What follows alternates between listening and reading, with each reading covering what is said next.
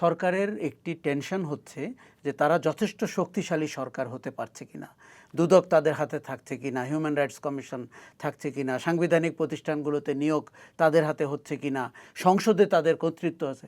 এই কর্তৃত্বের নেশা কিন্তু তাকে বিপথে পরিচালিত করবে।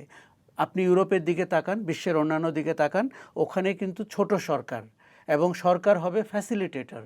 সরকার আপনার ঘাড়ের উপরে নিঃশ্বাস ফেলবে না, আপনার জীবনকে ভারবাহী করবে না।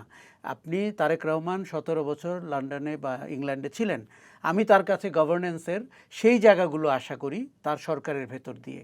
এবং আপনি আরও ক্ষমতা ছেড়ে দেন, জনগণের ইচ্ছার অভিপ্রায় অনুযায়ী আপনি ক্ষমতা ছেড়ে দেন, আপনি বেঁচে যাবেন। বিএনপির বর্তমান সরকার বেঁচে যাবে যদি সে তার হাত থেকে জুলাই সনদের বাইরে গিয়েও আরও বেশ কিছু জিনিস ছেড়ে দেয়, বিকেন্দ্রীকরণ করে।